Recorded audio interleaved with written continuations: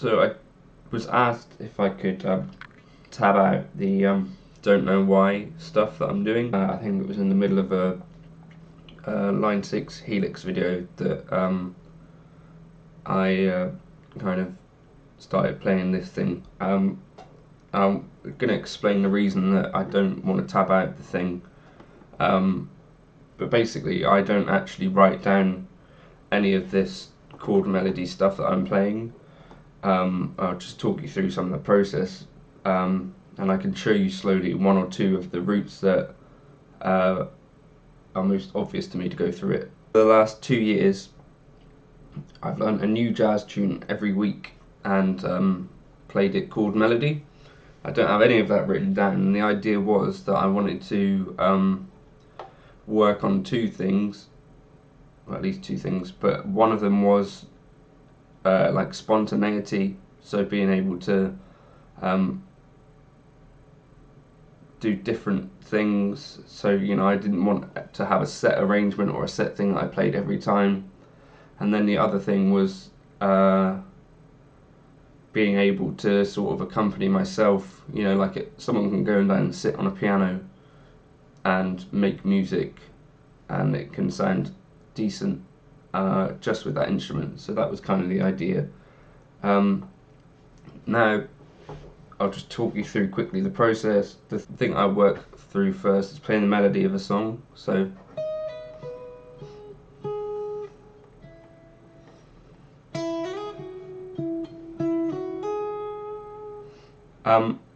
so you want to try and find a way to play the melody probably in a few places and on the bottom two, or at least the bottom three strings, so that you've got plenty of real estate up string wise to play chords above it. This part of the process doesn't actually require any work from me because I can play melodies if I know what the melody is in my head, so that's kind of a good thing.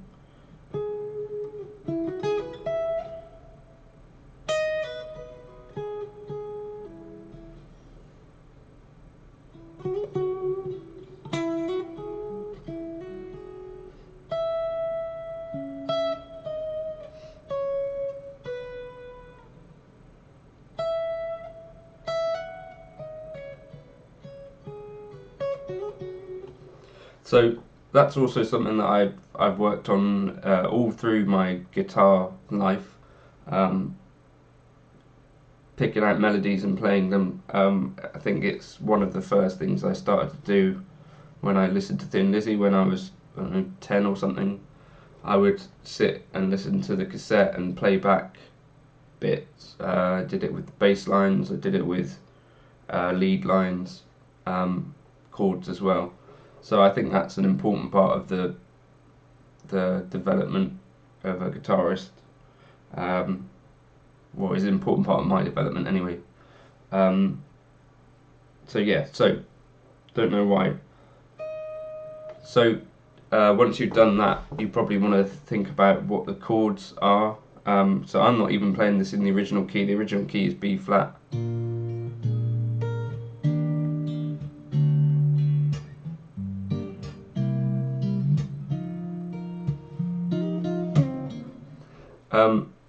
So in my head, what I'm thinking of when I'm moving chords into different keys and stuff, I've got that playing in the back of my head. So B flat 7, E flat, D, G minor, C major, F major. So what I'm thinking in my head though is like 1, 1, 7, 4, 3 major, 6, 2, and then 5.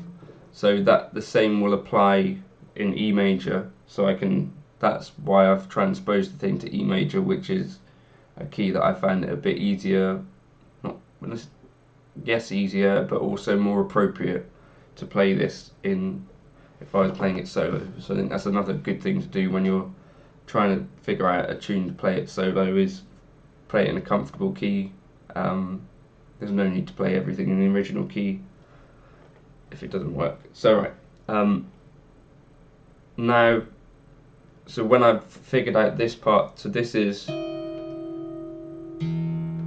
first chord that I ended up with, because I know that I need to go, so makes sense. What else could I do?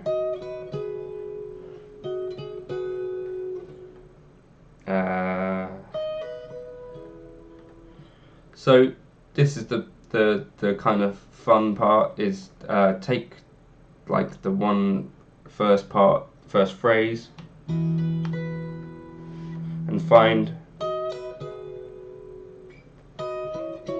a few ways to play it, and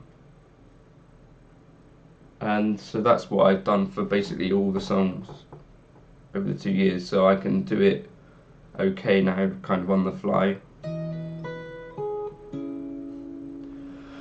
So this is the simplest route that I've done most, I think, through it. So you start with this, so that's fret 9, fret 7 on the B string, and fret 11 on the E string. Pull off your E string down to the B.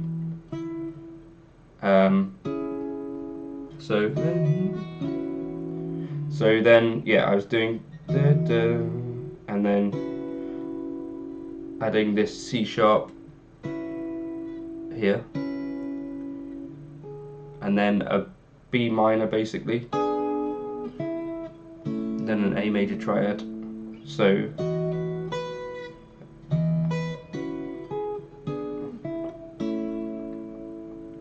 then your simple C sharp minor 7, then an F sharp major 7,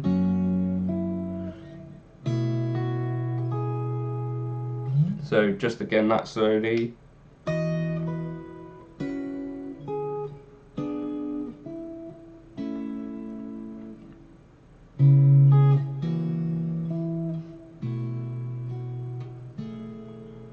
So I would do that, try and get that under your fingers. Again, that's not something I would play the same every time necessarily.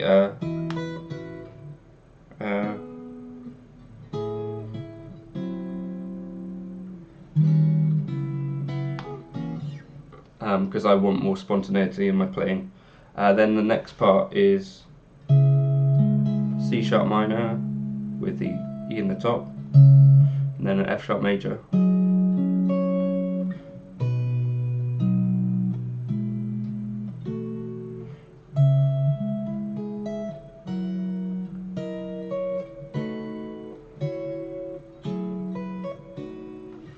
So again, I've never played it in that particular way before, I don't think, but so this is how I would start it, I think, most times. Like a C sharp minor bar chord with this E in the top.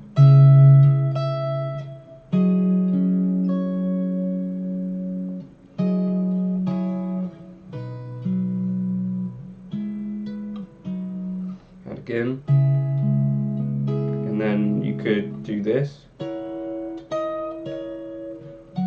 Or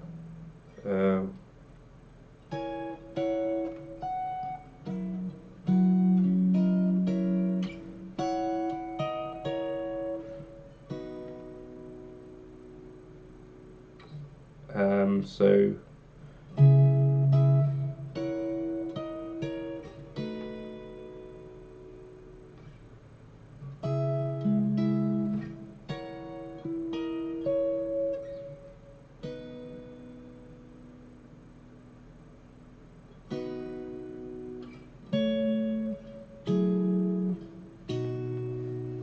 and whatever you work out for that part. So I think that's as much as it makes sense to me to show you, because none of the other stuff is stuff that I've planned.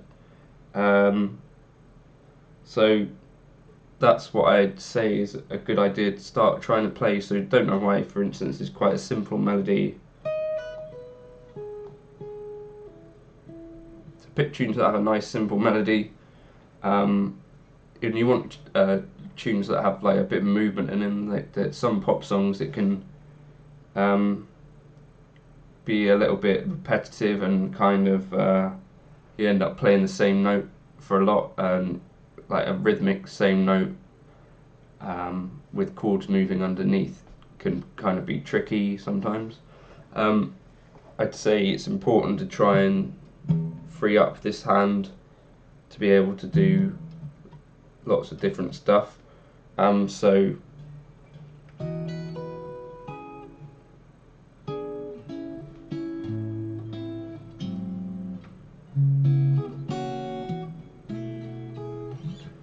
so that hand's doing quite a lot of work, and I'm making use of all the fingers as well as a pick.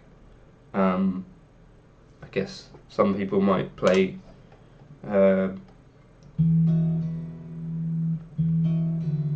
I don't feel comfortable doing this, but you could play it with fingers.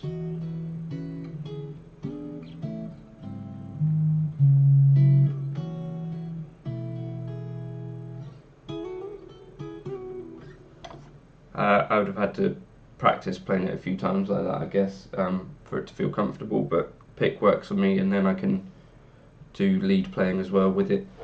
But yeah, find the melody.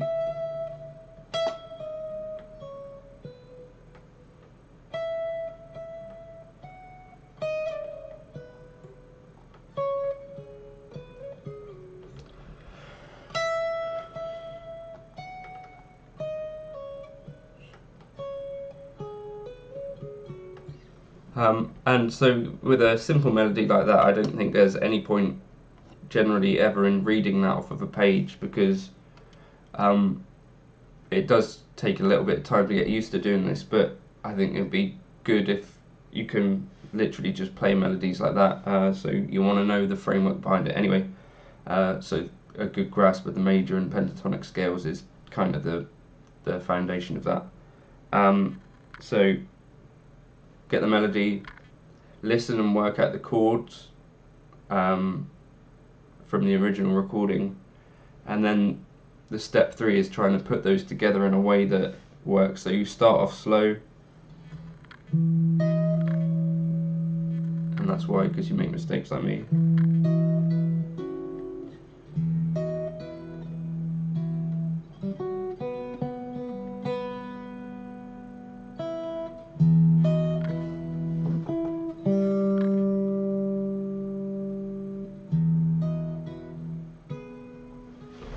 Yeah, so start off slow.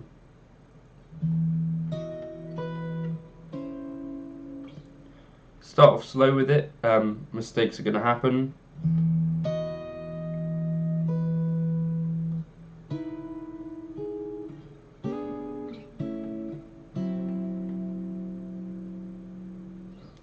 And you can just repeat the same parts over until you find. Oh.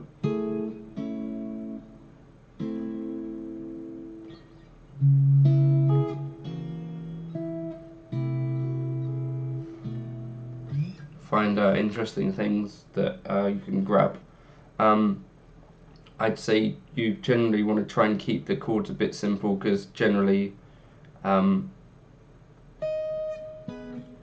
you're going to be grabbing the melody and the chord, not at the same time, but soon.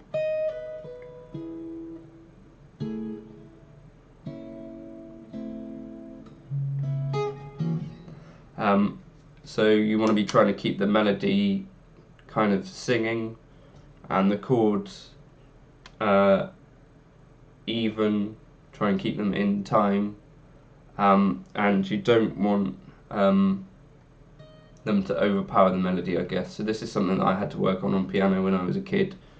Goal was to have the left hand, or the bass parts, sit underneath the melody, which kind of makes musical sense, because that's the delicate part that you want to kind of preserve.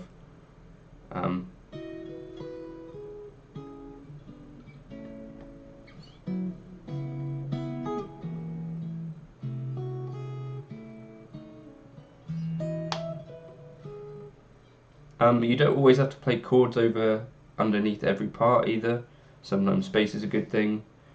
But yeah, I think that's kind of my tips for this chord melody stuff. It's kind of a long road, but I feel that the road that I've gone down is one that I'd suggest because um, it does help you to be able to be kind of flexible in this kind of thing. And then, for instance, I can play quite a lot of the kind of poppy tunes without too much work, and that's quite a rewarding feeling to be able to do that. And also it can kind of translate quite nicely into uh, solo guitar stuff if that's what you're looking to do. The more you do it, the more you find that there are these useful chords that you can grip.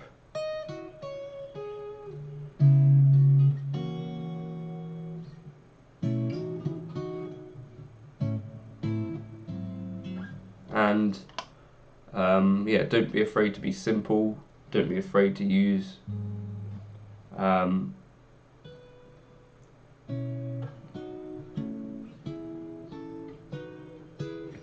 simple triads sound great with this sort of thing. So yeah, I think let me know if there's more that I can suggest on this, but I don't particularly think that it's worth, for the sake of this exercise, I don't think it's worth me necessarily breaking down exactly every chord that I'm playing there, just because that's not what I've ever done to be able to get to play this thing, if that makes sense. It's more of like a falling through the melodies and falling through harmonising with chords enough that you find a route through the song, if that makes sense.